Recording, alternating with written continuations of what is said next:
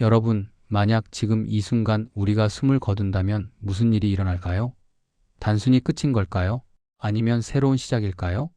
죽음 이후의 세계, 우리는 정말 궁금하지만 아무도 확실히 알 수 없는 영역이죠. 오늘은 전 세계 15억 명이 믿고 있는 이슬람의 사후 세계관을 함께 살펴보려고 합니다. 놀라운 점은 이슬람의 사후 세계 묘사가 다른 어떤 종교보다도 구체적이고 상세하다는 거예요. 마치 실제로 다녀온 사람이 알려주는 것처럼 생생하게 묘사되어 있습니다. 이슬람은 기독교, 유대교와 함께 아브라함의 전통을 이어받은 종교입니다.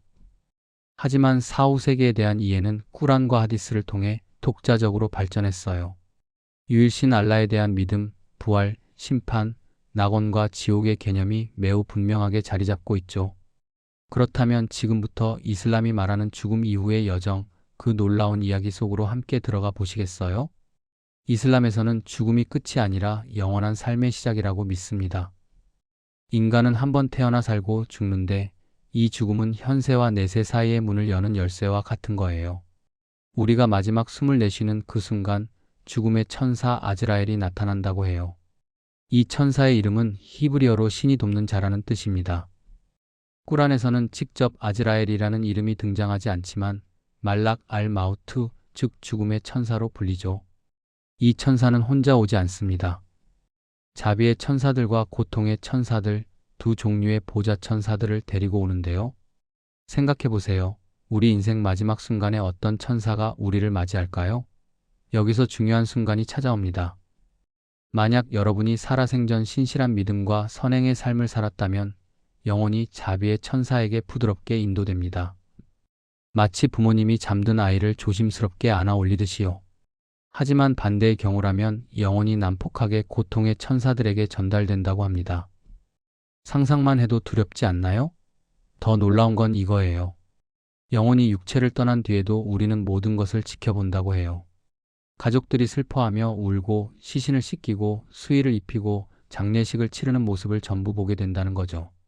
우리는 더 이상 말할 수 없고 움직일 수 없지만 모든 것을 느끼고 보고 있다는 겁니다. 시신 위에 떠 있던 영혼은 천사에 의해 하늘로 올라갑니다. 그리고 약식 심판을 받게 되는데요. 이것은 최후의 심판과는 다른 일종의 예비 심판입니다. 천사들은 이미 우리의 행적을 알고 있기 때문에 우리를 어디로 데려가야 할지 정확히 알고 있어요.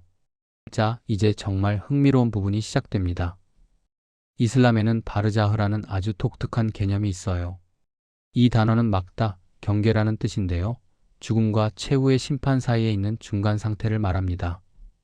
쉽게 말해서 무덤 속의 삶이라고 할 수 있죠. 이 바르자흐는 영혼의 저장소, 대기장소 같은 곳이에요. 최후의 심판의 날이 올 때까지 영혼이 머무는 공간입니다. 그런데 단순히 기다리기만 하는 게 아니에요. 여기서 중요한 일들이 일어납니다. 무덤에 안치된 직후 정말 중요한 시험이 기다리고 있습니다. 두 명의 천사가 찾아오는데요. 그들의 이름은 문카르와 나키르예요. 전승에 따르면 이 천사들은 검은 얼굴과 푸른 눈을 가지고 있다고 합니다. 상상이 되시나요? 깜깜한 무덤 속에서 그런 천사들을 만나는 순간을요. 이 천사들이 세 가지 질문을 던집니다. 첫째, 너의 주인은 누구냐? 둘째, 너의 종교는 무엇이냐? 셋째, 너의 예언자는 누구냐?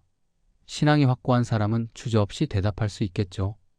나의 주인은 알라이고 나의 종교는 이슬람이며 나의 예언자는 무함마드입니다. 이렇게 명확하게 대답하면 천사들이 기뻐하며 평화로운 바르자흐 생활을 허락한다고 해요. 하지만 그렇지 않은 사람은 어떻게 될까요? 답을 하지 못하고 당황하게 됩니다. 나는 잘 모르겠습니다. 사람들이 뭐라고 하는지 따라했을 뿐입니다. 이런 식으로 대답하면 천사들이 무덤을 좁히고 고통을 가한다고 합니다. 여기서 더욱 흥미로운 이야기가 있어요. 어떤 전승에 따르면 죽은 사람의 영혼은 참을 수 없는 갈증에 시달린다고 해요. 목이 타들어가는 것 같은 견딜 수 없는 갈증이요. 그때 악마 이블리스가 나타납니다. 이블리스는 손에 시원한 물 한 잔을 들고 있어요. 그리고 속삭입니다. 목마르지? 이 물을 마시고 싶지? 나를 따르겠다고 맹세하면 이 물을 주겠다. 한 번의 유혹이 아닙니다. 무려 9번이나 유혹이 계속됩니다. 첫 번째, 두 번째까지는 참을 수 있을지 모릅니다. 하지만 세 번째, 네 번째, 갈증은 점점 더 심해지고 이블리스의 유혹은 점점 더 달콤해집니다. 만약 이 유혹을 전부 이겨낸다면 아홉 번째 유혹을 거절하는 순간 이블리스가 화를 내며 사라집니다. 그리고 천사가 나타나요. 천사는 죽은 이에게 꿀안의 첫 장인 개경장 알파티아를 외우게 시킵니다. 그가 충실한 알라의 종임을 확인한 다음 9단계로 이루어진 하늘로 차례차례 데리고 올라가 낙원에 내려준다고 합니다. 하지만 유혹에 넘어가면 당연히 지옥행입니다. 영원한 갈증을 해결하려다가 영원한 고통을 얻게 되는 거죠. 신앙과 행위가 선한 사람에게는 바르자흐가 평화로운 상태가 됩니다. 무덤이 넓어지고 밝은 빛이 비추며 낙원의 향기가 전해진다고 해요. 시원한 바람이 불고 아름다운 풍경이 펼쳐지며 평화로운 음악이 들린답니다. 반대로 그렇지 않은 사람에게는 무덤이 좁아져서 갈비뼈가 부서질 정도로 압박받고 지옥의 열기가 전해지는 고통스러운 상태가 됩니다. 어둠과 악취, 공포와 외로움이 그들을 괴롭힙니다. 이 바르자흐에서의 시간은 얼마나 될까요? 사람마다 다릅니다. 어떤 사람은 짧은 기간, 어떤 사람은 긴 기간을 바르자흐에서 보냅니다. 하지만 최후의 심판의 날이 오면 모든 사람이 바르자흐를 떠나 심판대 앞에 서게 됩니다. 바르자흐는 영원히 계속되지 않아요. 언젠가는 최후의 날, 꾸야마가 찾아옵니다. 그날이 언제인지는 오직 알라만 알고 있죠. 꿀안에도 그들이 그 시간에 대해 묻거든 그 지식은 오직 나의 주님께만 있다고 말하라고 기록되어 있습니다. 최후의 날이 가까워지면 여러 징조들이 나타난다고 해요. 이것들은 작은 징조와 큰 징조로 나뉩니다. 작은 징조들은 이렇습니다. 사람들이 관능적 쾌락에 빠져들고 이슬람이 금지하는 음주와 도박이 성행하고 거대한 건물을 짓기 위해 경쟁하고 시간이 짧아진 것처럼 느껴진다고 해요. 또 지진과 해일이 빈번해지고 지식이 줄어들며 무지가 퍼진답니다. 혹시 지금 우리 시대가 이런 모습과 비슷하다고 생각되시나요? 그런데 진짜 중요한 건 큰 징조들입니다. 가장 큰 징조는 예수가 지구로 돌아온다는 거예요. 이슬람에서는 예수를 이사라고 부르며 위대한 예언자 중 한 명으로 존경해요. 전승에 따르면 예수가 재림해서 적그리스도 마시흐 알다자를 물리친다고 합니다. 그리고 십자가를 부순다고 해요. 무슬림들은 예수가 십자가에서 죽었다는 기독교인들의 주장이 잘못되었다고 믿기 때문에 예수가 직접 십자가를 부술 것이라고 믿습니다. 또 예수가 돼지들을 모조리 죽인다고 해요. 돼지는 이슬람에서 가장 부정한 짐승이거든요. 그리고 마침내 해가 서쪽에서 뜬다고 합니다. 상상이 되시나요? 아침에 눈을 떴는데 태양이 서쪽에서 떠오르는 광경을요? 그리고 드디어 이스라필이라는 천사가 나팔을 붑니다. 이 천사는 부활의 날에 나팔을 부는 역할을 맡고 있어요. 전승에 따르면 이 나팔을 부는 장소는 예루살렘의 바위의 돔이라고 합니다. 이 나팔 소리가 얼마나 큰지 우주 만물이 전율한다고 해요. 첫 번째 나팔 소리가 울리면 모든 것이 파괴됩니다. 산이 무너지고 바다가 끓어오르고 별들이 떨어지고 하늘이 갈라지고 땅이 흔들립니다. 모든 생명체가 죽음을 맞이합니다.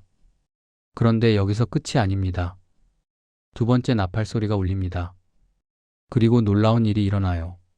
모든 인간과 진, 영적 존재들이 부활하는 겁니다. 부활이라는 개념 믿기 어렵죠? 죽어서 흙으로 돌아간 몸이 다시 살아난다니요.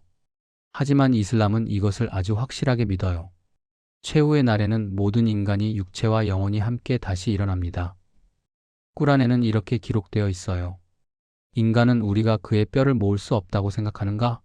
아니다. 우리는 그의 손가락 끝 하나하나까지도 다시 만들어낼 수 있다. 바다에 가라앉은 사람도, 불에 탄 사람도, 전쟁터에서 산산조각 난 사람도, 오래전에 흙으로 돌아간 사람도 모두 알라의 능력으로 되살아난다는 거죠.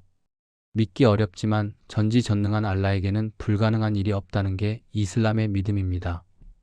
흥미로운 점은 죽기 전의 모습 그대로 부활한다는 거예요. 이슬람에서는 죽을 때의 나이, 죽을 때의 상태로 부활한다고 믿습니다. 하지만 모든 사람이 알몸 상태로 부활한다고 해요. 부활하는 순간 사람들은 혼란스러워합니다. 꿀안에는 이렇게 기록되어 있어요. 나팔 소리가 들리니 보라, 그들이 무덤으로부터 서둘러 주님께로 나가니라. 그들은 말하리라, 오 슬프도다. 우리의 침상에서 우리를 일으키는 자 누구인가? 그때 하늘에서 음성이 들려옵니다. 그것이 자비로운 분이 약속하시고 예언자들이 그 진리를 말한 것이라. 강한 질풍이 몰아치고 모든 사람들이 알라 앞으로 불려갑니다. 모든 사람들은 거대한 대평원 위에 서게 됩니다. 신분도 재산도 권력도 아무 의미가 없는 순간이죠. 왕이든 거지든 부자든 가난한 자든 모두가 알라 앞에 평등하게 알몸으로 서게 됩니다. 사람들은 현세에서 그들이 믿었던 신이나 예언자들 뒤에 서게 된다고 해요. 무슬림들은 무함마드 뒤에 서고 기독교인들은 예수 뒤에 서게 되며 유대인들은 모세 뒤에 서게 되고 불교인들은 부처 뒤에 서게 될 겁니다. 천사들이 이미 알고 있기 때문에 우리가 서야 할 곳으로 정확하게 인도할 거예요. 속일 수도 없고 새로 선택할 수도 없습니다. 이제 모든 인간은 심판대 앞에 섭니다.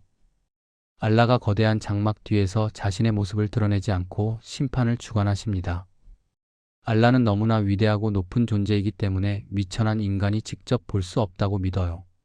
알라가 모든 인간과 진을 모아놓고 행위의 장부를 펼쳐 보이십니다. 살아생전 우리가 한 모든 행동이 기록되어 있는 장부예요. 작은 선행 하나, 작은 악행 하나까지 전부 기록되어 있습니다. 꾸란에는 이렇게 적혀 있어요.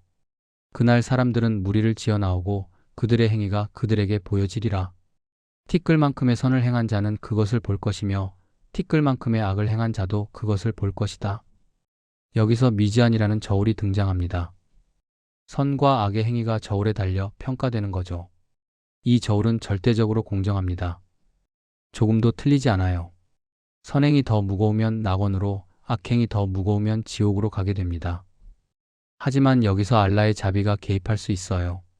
선행과 악행이 거의 비슷한 사람이라도 알라가 자비를 베풀면 낙원에 갈 수 있다고 합니다. 그런데 심판은 여기서 끝이 아니에요. 시라트라는 다리를 건너야 합니다. 이 다리에 대한 묘사가 정말 놀라워요. 머리카락보다 가늘고 칼날보다 날카롭다고 해요. 상상이 되시나요? 그런 다리를 어떻게 건너나요? 더 무서운 건 이 다리가 지옥 불구덩이 위에 놓여 있다는 겁니다. 아래를 내려다보면 끓어오르는 불과 연기가 보입니다. 떨어지면 당연히 지옥으로 곧장 떨어지는 거죠. 선행과 신앙이 있는 사람은 이 다리를 번개처럼 빠르게 가볍게 건너갑니다. 어떤 사람은 바람처럼, 어떤 사람은 새처럼, 어떤 사람은 말처럼 빠르게 건넌다고 해요. 신앙이 강할수록 더 빠르고 안전하게 건널 수 있습니다. 하지만 그렇지 않은 사람은 다리 위에서 비틀거립니다. 발이 미끄러지고 다리가 흔들리고 공포에 떨게 됩니다. 그리고 결국 균형을 잃고 아래 불구덩이로 떨어지고 맙니다. 일부 사람들은 다리를 건너다가 갈고리에 걸려 멈추기도 한다고 해요. 그들의 선행과 악행이 거의 비슷해서 어디로 갈지 결정이 안 된 경우죠. 이 사람들을 위해 예언자 무함마드가 중재를 한다고 합니다. 자, 이제 밝고 아름다운 이야기를 해볼까요? 낙원, 알잔나에 대한 이야기입니다. 이슬람의 낙원 묘사는 정말 구체적이고 아름다워요. 듣고 있으면 정말 가보고 싶어질 정도예요. 꾸란은 낙원을 여러 층의 정원으로 묘사합니다. 7층으로 되어 있다고 하는데요. 층마다 다른 아름다움과 축복이 있다고 해요. 시원한 그늘이 드리워져 있고 나뭇잎이 무성하며 온갖 꽃들이 피어 있습니다. 사막의 나라 아라비아 사람들에게는 정말 꿈같은 장소겠죠? 낙원에는 4종류의 강이 흐른다고 해요. 맑은 물의 강, 변하지 않는 우유의 강, 마셔도 취하지 않는 순수한 포도주의 강, 그리고 순수한 꿀의 강입니다. 포도주라고 놀라셨나요? 현세에서는 이슬람이 음주를 엄격히 금지하지만 낙원에서는 다릅니다.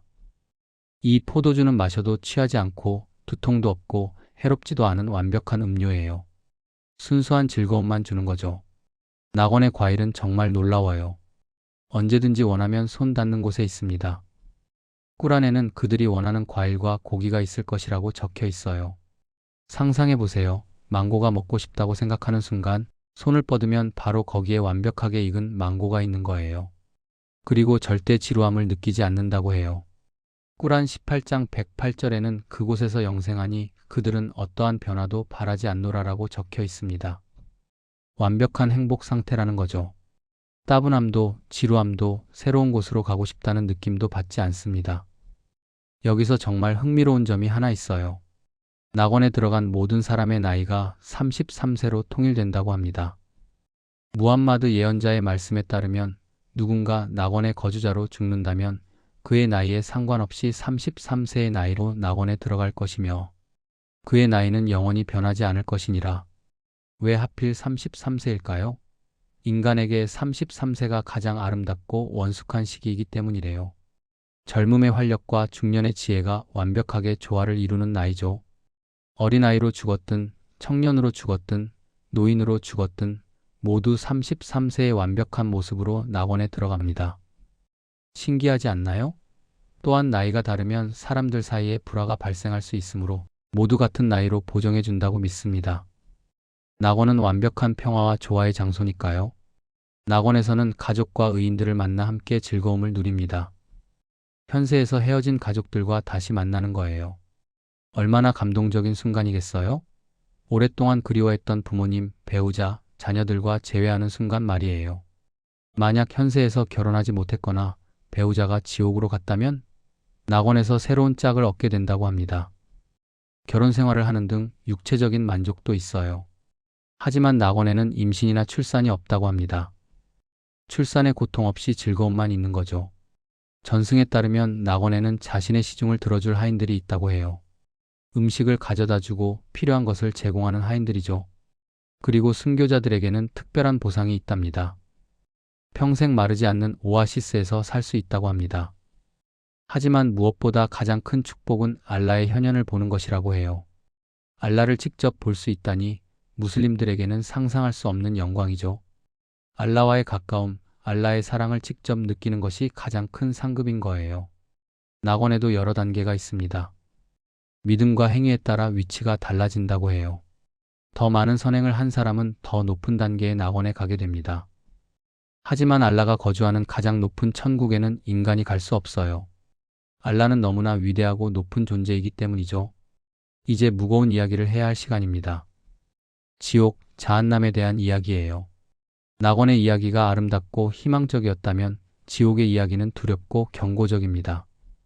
이슬람의 지옥은 자한남 또는 나르라고 불립니다. 불과 끓는 물, 연기, 사슬로 가득한 곳이에요. 꾸란에는 불의 징벌이라는 구절이 반복해서 나옵니다. 이것만으로도 충분히 무섭지 않나요? 지옥도 낙원처럼 7층으로 되어 있어요. 하지만 낙원과는 반대로 아래로 내려갈수록 더 나쁘고 고통스러운 지옥이 됩니다. 첫 번째 층은 가벼운 죄인들이 가는 곳이고 7번째 층은 가장 악한 죄인들이 가는 곳이에요. 가장 낮은 층은 나락층이라고 불리는데 이곳만은 유일하게 다시 구원받을 수 없는 죄인들이 떨어지는 곳이에요. 알라를 부정하고 예언자를 모욕하고 무고한 사람들을 잔인하게 살해한 극악의 죄인들이 가는 곳이죠. 지옥에서 죄인들은 무슨 일을 겪을까요? 상상하기도 끔찍합니다. 수없는 불기둥에 묶여서 뱀과 정갈들에게 계속 물어뜯긴다고 해요. 그리고 불타는 송진으로 된 옷을 입어야 한다고 합니다. 이 옷은 뜨거운 기름처럼 피부에 달라붙어 계속 태운다고 해요. 먹을 수 있는 것도 끔찍합니다. 피고름, 내장을 녹일 만큼 뜨거운 물, 더러운 오물이 가득한 샘물, 악마의 머리처럼 생긴 갓이 돋친 과일인 자쿰만 있다고 해요. 이 자쿰을 먹으면 배 속에서 끓는 기름처럼 끓어오른다고 합니다. 꾸란에는 이렇게 적혀 있어요. 실로 자쿰 나무는 죄인들의 음식이니 용해된 금속처럼 배 속에서 끓어오르며 끓는 물이 끓어오르는 것과 같도다. 목이 마르면 끓는 물을 마셔야 합니다. 하지만 이 물은 갈증을 해소해주지 않아요. 오히려 내장을 찢어발기고 더 큰 고통을 줍니다.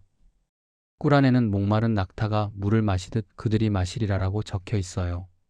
더 놀라운 건 이거예요. 지옥에서는 죽을 수가 없다는 겁니다. 불에 타서 살이 녹아내리고 뼈가 다 타버려도 다시 살과 뼈가 만들어져서 계속 형벌을 받아야 한다는 거죠.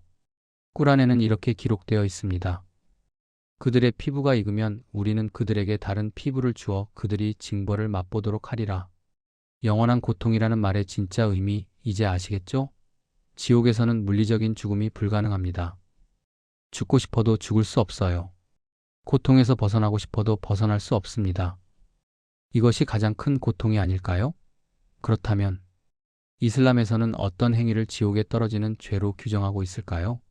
첫째, 종교적인 죄입니다. 꾸란의 가르침을 거부하고 무시한 자들, 알라를 믿지 않고 예언자에게 등을 돌린 자들이 해당됩니다. 둘째, 도덕적인 죄입니다. 무고한 이를 살해하고 삶과 신앙에서 위선적이며 지나친 탐욕, 오만, 거짓말, 속임수, 절도, 배신 등이 해당됩니다. 셋째, 회개 없는 고집입니다. 죄를 지었으면서도 회개하지 않고 계속 죄를 짓는 것이죠. 여기서 주목할 대목이 있습니다. 비겁하게 전장에서 도망하는 행위가 지옥에 떨어지는 죄가 된다는 점이에요. 이슬람에서 신앙을 지키기 위한 전쟁은 성스러운 것으로 여겨지기 때문입니다. 하지만 여기서 희망이 있습니다. 이슬람의 지옥은 기독교의 지옥과 조금 다른 점이 있어요. 기독교에서는 한번 지옥에 가면 영원히 나올 수 없지만 이슬람에서는 극악의 죄인을 제외하고는 일정 기간 형벌을 받은 후에 지옥에서 나올 수 있다고 합니다. 지옥이 단순히 징벌의 공간이 아니라 생전의 죄로 인해 더럽혀진 영혼을 정화하는 곳이라는 의미도 있는 거죠. 마치 병원에서 치료를 받듯이 지옥에서 죄를 씻어내는 과정이라고 볼 수 있어요. 그래서 이슬람의 지옥 사상은 오히려 불교의 윤회 사상과 비슷한 면이 있어요. 죄를 고통으로 보상하면 다시 낙원으로 갈 수 있다는 거니까요. 이것이 절망 속의 희망이 아닐까요? 그렇다면 누가 낙원에 갈 수 있을까요? 이 질문 정말 중요하죠? 우리 모두가 궁금해하는 질문입니다. 이슬람은 신앙과 행위를 함께 강조합니다. 하나만으로는 부족해요. 먼저 신앙, 이만이 있어야 합니다. 알라가 유일한 신이고 무함마드가 그의 예언자라는 것을 믿어야 합니다. 이것이 가장 기본이죠. 이슬람의 신앙 고백, 샤하다는 이렇게 시작합니다. 알라 외에 신은 없으며 무함마드는 알라의 사도이다. 그리고 행위, 아말이 있어야 해요. 이슬람의 5기둥이라고 들어보셨나요? 첫째, 신앙 고백. 둘째, 하루 5번의 기도, 살라트. 셋째, 자선, 자카트. 넷째, 라마단 금식, 사움.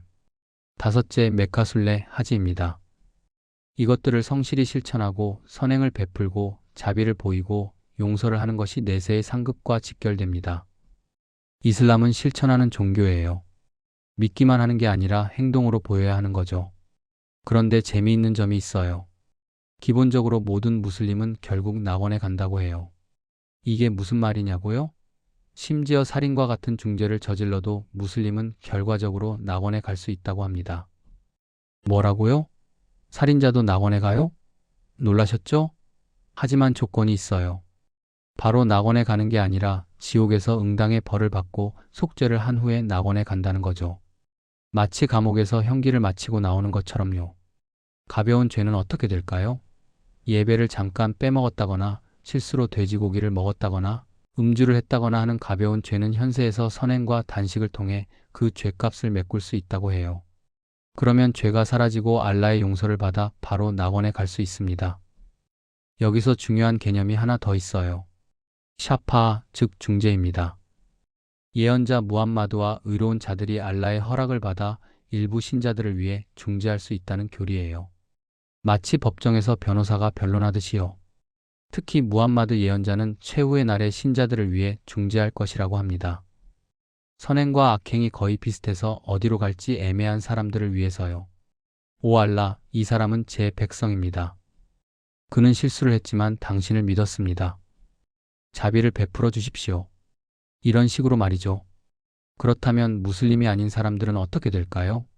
이 부분은 학자마다 견해가 다릅니다. 특히 기독교인과 유대인처럼 같은 성서의 백성들이 낙원에 갈 수 있는지에 대해서는 오랫동안 논쟁이 계속되고 있어요. 이슬람이 관용을 베풀던 시기에는 기독교인과 유대인도 낙원에 갈 수 있다는 의견이 강했습니다. 같은 신을 믿으니까요. 하지만 극단주의가 강한 시기에는 이들도 지옥에 떨어질 것이라는 의견이 강해집니다. 어떤 학파의 의견을 들어볼까요? 한발리 학파에 따르면 이슬람을 접하지 않은 채 사망한 사람들에게는 특별한 시험이 주어진다고 해요. 알라께서 자신이 이 세계의 창조주의자, 심판자임을 말하고 개인에게 불구덩이에 뛰어들라고 지시한다고 합니다. 이때 의심을 가지지 않고 불구덩이에 뛰어드는 자는 그 믿음을 가상히 여겨 무슬림과 동급으로 취급해 낙원으로 보낸다고 해요. 그렇지 않고 반항하는 자는 불신자로 여겨 지옥으로 보낸다고 합니다. 참 독특한 시험이죠? 반면에 이성을 중시했던 아슈아리 학파의 대가인 알-가잘리는 다음과 같이 말했습니다. 이슬람 지역에서 먼 곳에 거주하여 이슬람교의 가르침을 들어본 적 없는 사람들은 관용적인 알라의 처분을 받고 결과적으로 낙원에 갈 수 있다고요. 결국 무엇이 가장 중요할까요? 알라의 자비가 궁극적 결정권을 가진다는 게 이슬람의 핵심이에요. 알라는 무한히 자비로운 분이시니까요. 꾸란의 모든 장은 자비롭고 자애로운 알라의 이름으로라는 구절로 시작합니다. 이슬람에서는 알라의 자비가 그의 분노보다 크다고 믿어요. 하디스에는 이런 말씀이 있습니다. 알라의 자비는 그의 분노를 앞선다.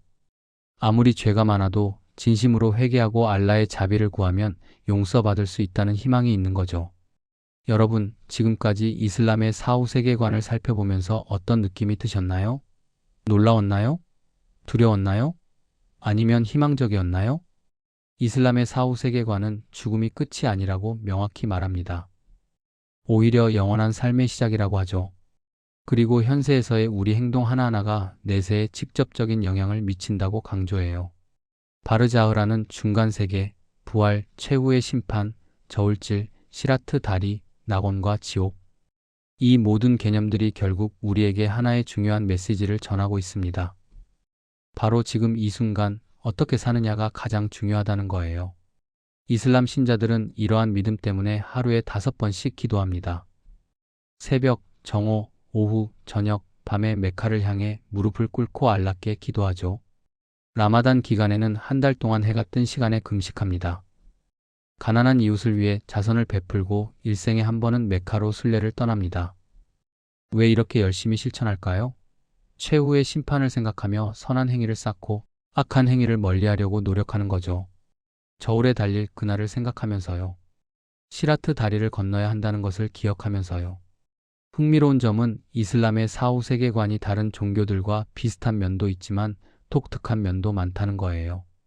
기독교와 비교해 볼까요? 기독교처럼 한 번의 삶, 죽음 후 천국과 지옥이라는 기본 구조는 비슷합니다. 하지만 차이점도 명확해요. 이슬람에는 바르자흐라는 중간 단계가 있어요. 기독교에는 이런 개념이 없죠. 또 이슬람의 지옥에서는 극악의 죄인을 제외하고는 일정 기간 후에 나올 수 있다는 희망이 있습니다. 기독교의 지옥은 영원한 형벌의 장소예요. 낙원의 모습도 다릅니다. 이슬람의 낙원은 매우 구체적이고 감각적으로 묘사되어 있어요. 흐르는 강, 과일, 음식, 33세로 통일되는 나이 등 상세한 묘사가 가득하죠. 기독교의 천국은 더 영적이고 추상적으로 묘사되는 경향이 있습니다. 불교와 비교하면 어떨까요? 불교는 윤회와 업의 개념이 중심이에요. 죽음 후 다시 태어나고 또 태어나고 계속 윤회하다가 결국 해탈을 통해 윤회의 굴레에서 벗어나는 것을 목표로 합니다. 이슬람은 윤회를 믿지 않아요. 한 번의 삶, 한 번의 죽음, 그리고 영원한 내세입니다. 하지만 재미있게도 이슬람의 지옥 개념은 불교와 비슷한 면이 있어요. 죄를 고통으로 보상하면 지옥에서 나와 낙원으로 갈 수 있다는 점에서요. 힌두교와 비교하면 힌두교도 윤회를 믿고 결국 모크샤, 즉 해탈을 추구합니다. 이슬람과는 완전히 다른 세계관이죠. 결국 이슬람의 사후 세계관은 무슬림들에게 삶의 방향을 제시하고 도덕적 행위를 장려하며 어려움 속에서도 희망을 잃지 않게 하는 역할을 합니다. 죽음 이후에도 삶이 계속된다는 믿음, 선행은 반드시 보상받고 악행은 반드시 벌받는다는 확신, 그리고 알라의 무한한 자비에 대한 신뢰가 그들의 삶을 지탱하는 거죠. 오늘 우리는 이슬람의 사후 세계를 함께 여행했습니다. 죽음의 천사 아즈라엘을 만났고 바르자흐의 시험을 통과했으며 최후의 날의 징조를 보았고 부활과 최후의 심판을 지켜봤으며 낙원의 아름다움과 지옥의 두려움을 엿봤습니다. 어떠셨나요? 이슬람의 사후 세계관이 생각보다 구체적이고 흥미롭지 않았나요? 33세로 통일되는 낙원의 나이, 9번의 유혹, 머리카락보다 가는 시라트 다리, 7층의 낙원과 지옥. 이 모든 디테일이 생생하게 그려지지 않았나요? 종교가 다르더라도 우리는 서로의 믿음을 이해하고 존중할 필요가 있어요. 전 세계 15억 명이 믿고 있는 이슬람의 세계관을 알게 된 것만으로도 우리는 조금 더 넓은 시야를 갖게 된 거니까요. 특히 오늘날같이 이슬람에 대한 오해와 편견이 많은 시대에 이들의 진정한 믿음을 이해하는 것은 더욱 중요합니다. 이슬람은 폭력적인 종교가 아니에요. 오히려 알라의 자비와 용서를 강조하는 종교입니다. 무슬림들이 매일 5번씩 기도하는 이유, 라마단에 금식하는 이유, 메카로 순례를 떠나는 이유를 이제 조금은 이해하실 수 있을 거예요. 그들은 단순히 전통을 따르는 게 아니라 최후의 심판을 준비하며 낙원을 꿈꾸며 알라의 자비를 구하며 살아가는 거죠. 그리고 혹시 알아요? 이 이야기를 들으면서 여러분도 자신의 삶을 돌아보는 시간을 가지게 되지 않았을까요? 종교와 관계없이 우리 모두는 언젠가 죽음을 맞이하게 될 거예요. 이것은 피할 수 없는 진실입니다. 그렇다면 지금 이 순간을 어떻게 살아야 할까요? 어떤 흔적을 남기고 싶으세요? 죽음의 순간에 후회하지 않으려면 어떻게 살아야 할까요? 이슬람 신자들이 매일 최후의 심판을 기억하며 내세를 준비하듯이 우리도 각자의 방식으로 의미 있는 삶을 살아갈 수 있을 거예요. 선한 행위를 쌓고 타인에게 자비를 베풀고 정직하게 살고 사랑하는 사람들을 소중히 여기는 것. 이것이 어쩌면 모든 종교가 공통적으로 가르치는 지혜가 아닐까요? 오늘 이야기가 여러분에게 조금이나마 깨달음이 되었기를 바랍니다. 이슬람의 사후 세계, 그 신비롭고 구체적인 세계를 함께 탐험해 주셔서 감사합니다. 마지막으로 이슬람의 아름다운 인사말로 마무리하겠습니다. 살람 알레이쿰. 당신에게 평화가 있기를. 여러분 모두 건강하시고 의미 있고 아름다운 하루 보내세요. 시청해 주셔서 감사합니다. 구독, 좋아요, 알림 설정은 큰 힘이 됩니다.